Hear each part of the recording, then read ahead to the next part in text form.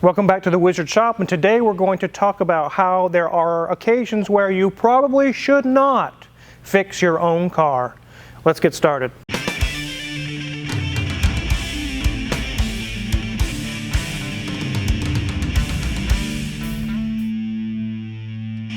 So apologize for the splash screen looking a little clickbaitish, but I had to get you guys' attention because in the shop just this week, in the last week or two, we've had some vehicles come into the shop for repairs that were way more complicated than they needed to be because somebody tried to self-repair or DIY their own car.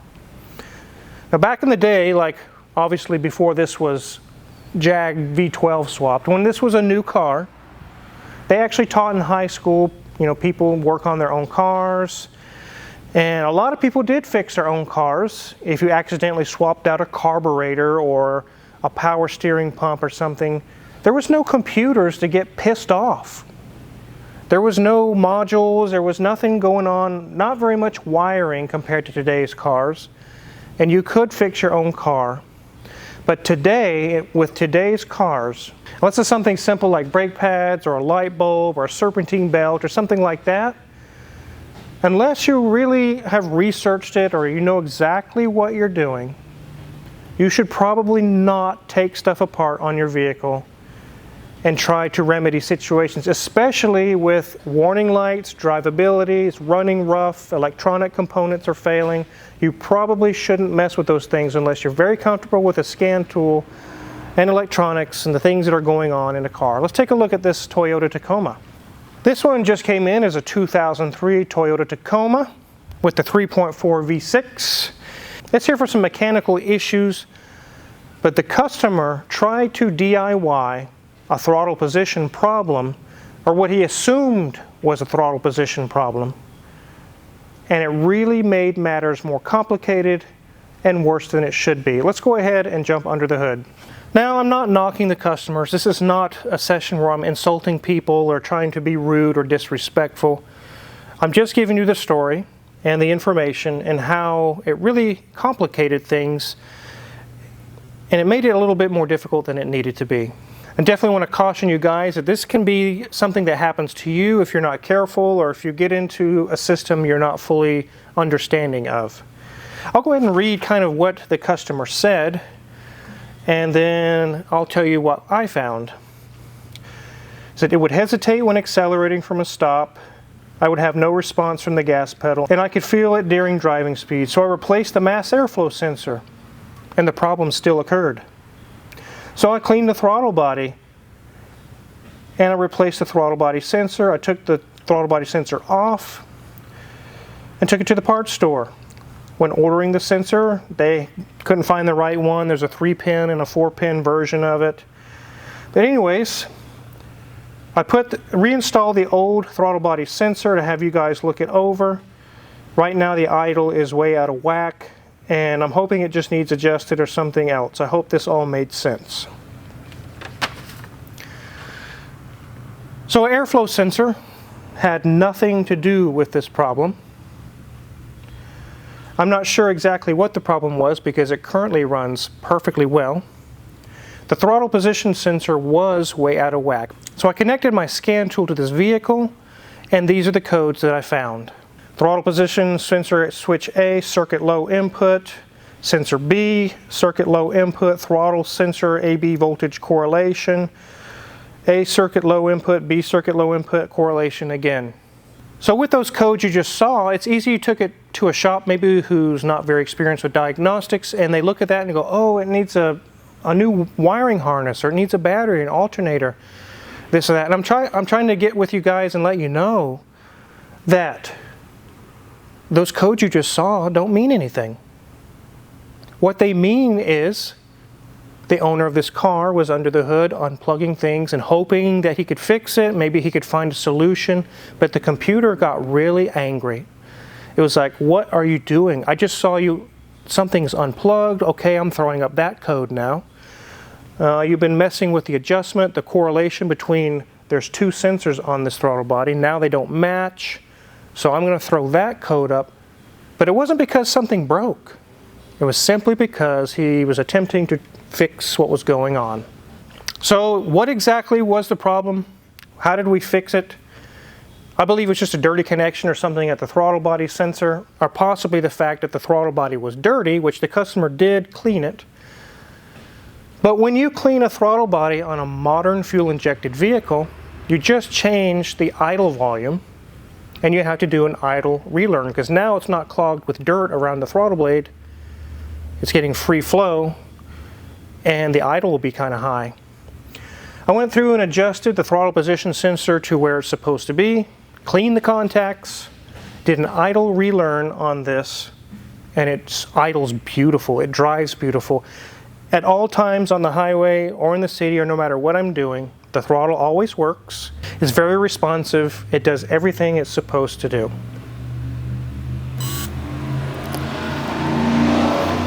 No muffler Newton.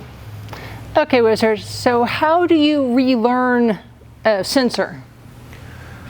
Actually, on the scan tool, there will be, you go through, there's a button you can press that is, there's either live data, active test, or special functions. So you click special functions. That's how it is on the Autel anyway. And it'll have buttons, relearn idle, or relearn this, or relearn that, whatever it is you're working on. And it'll tell you what to do, disconnect this, turn the ignition off, blah, blah, blah. But I went through all those steps. The idle was at 1200 all the time. Now it's about 650, where it should be, because it needed to be relearned because he cleaned the throttle body. This is a really cheap repair. Just like with the airflow sensor, it didn't need to be replaced, but I see there's a brand new one on there now. One thing you can run into is if you get cheap aftermarket airflow sensors, now it starts throwing up codes for that because it's faulty, even right out of the box, brand new. It's kind of like when I was in the military at a firing range and there's one target you're supposed to be aiming at and all of a sudden 3 others pop up. You're like, well, what's going on here? Those other 3 didn't even need to be there. So that's kind of what I'm getting at. So it caused errors to show up on the computer that really shouldn't even be there if you just left it alone. No, it's not my car. My car wasn't the problem. No, your car wasn't the problem. The car that was a problem was long gone. It's been gone for a while.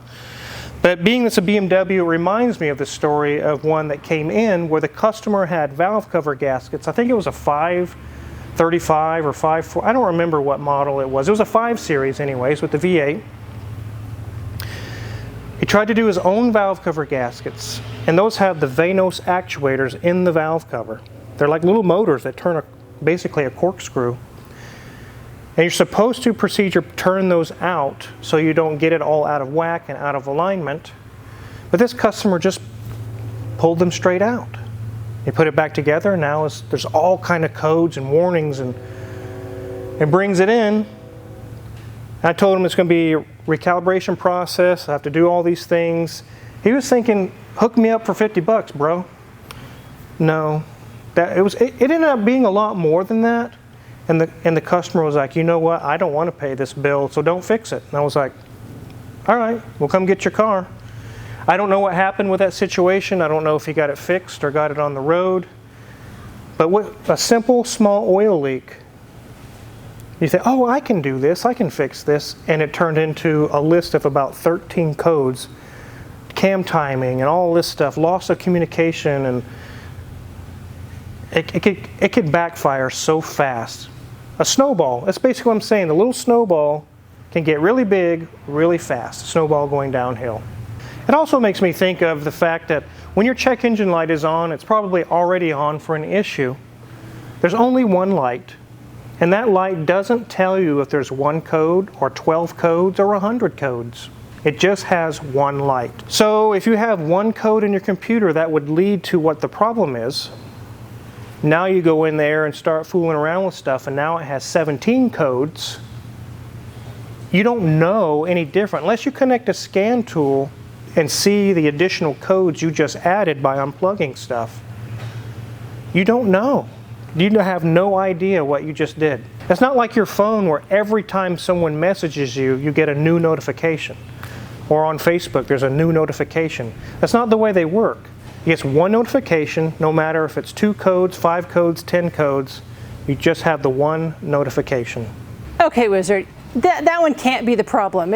It's not even installed in the car. Well, no, this is my LB7 Duramax that's going into my RCSB Chevy over here. You guys have seen a video on that already. But the problem was actually on a Volvo S40.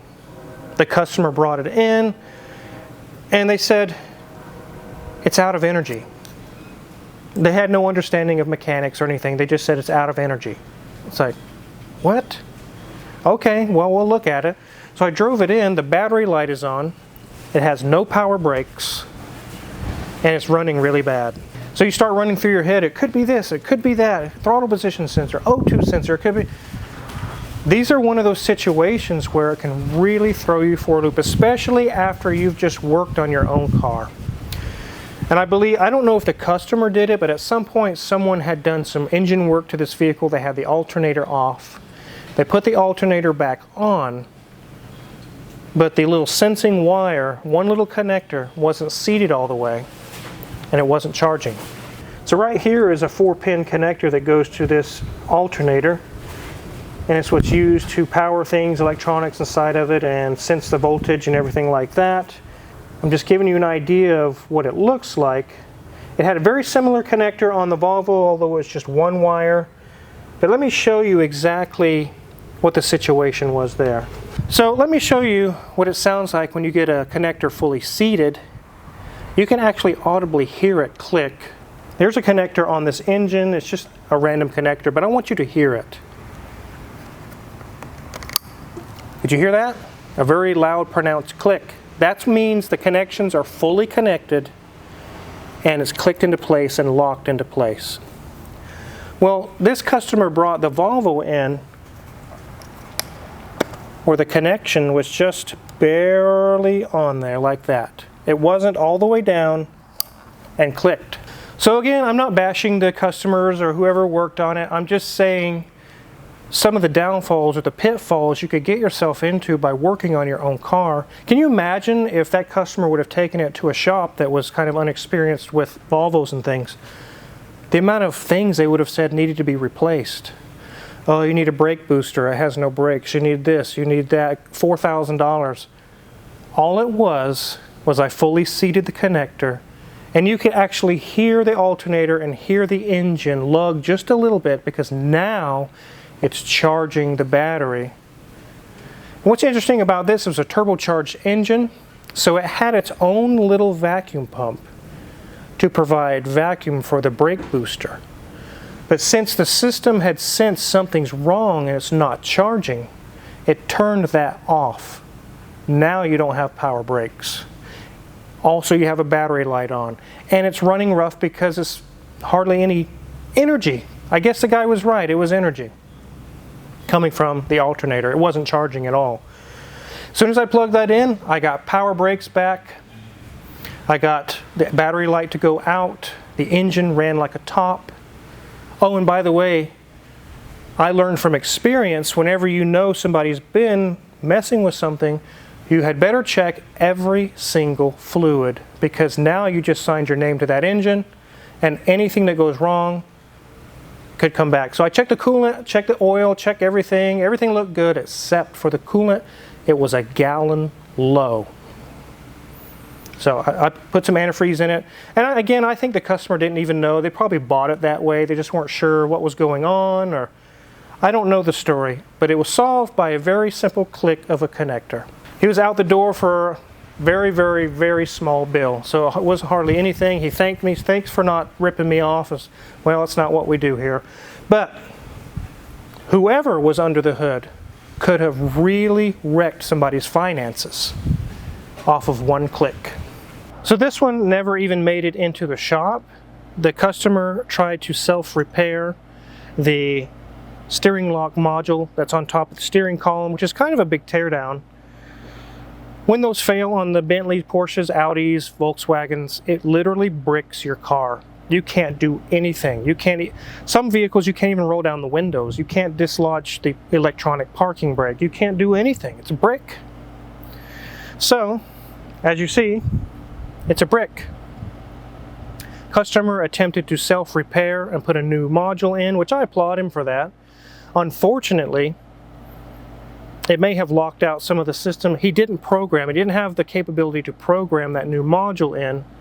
Now it is really messed up. We tried to pull the module out and see if there's some things we can do.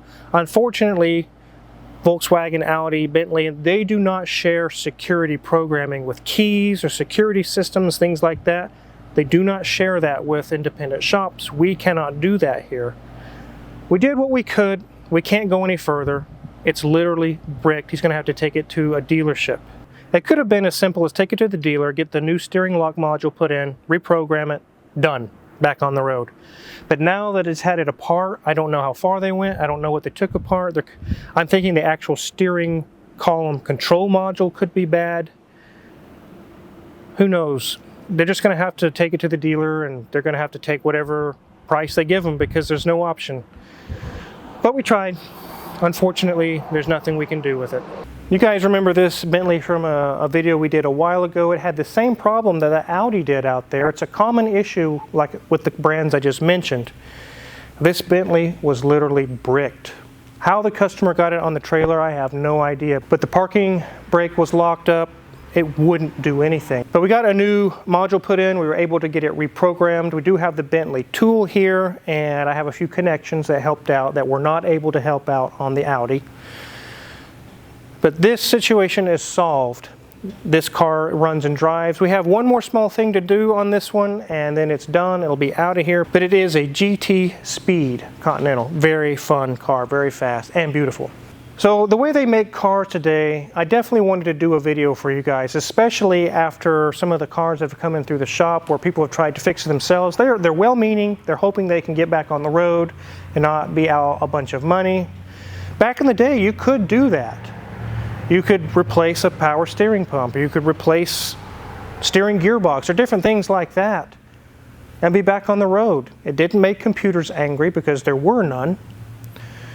People like our grandparents or parents, when they were fixing cars back when they were younger, it was totally a feasible option. But today, unless you're a trained technician or you have all the scan tools and things of that nature to work on the car, just kind of an informative video to let you guys know that you could cause more problems than what was originally there and make it 3 times more difficult for the shop working on it. Now, I personally, when I see those situations, I don't get mad. I understand where they're coming from.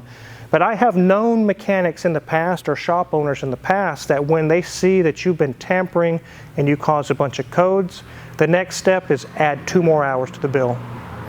Now, we don't do that here, but just letting you guys know that that can happen. Because the mechanic's like, okay, now you just made my job harder. So hopefully that helps you guys out. You got a check engine light on, it's running really rough, the thing's shaking, and you think, I'll just get under the hood, maybe I can get this thing fixed. It's probably best just to take it as is without tampering with it, take it to the shop, get it fixed, and get it taken care of. If you're curious what kind of tools we use to work on these cars, check our Amazon affiliates link in the description below. We get a small cut and we really appreciate it. Mrs. Wizard has an update on her channel. Go check out Mrs. Wizard's Ways. There's a link in the description for that as well. And make sure to hit the subscribe button here because we got updates on the Duramax RCSB, the bus, all kinds of cool stuff. Thanks for watching.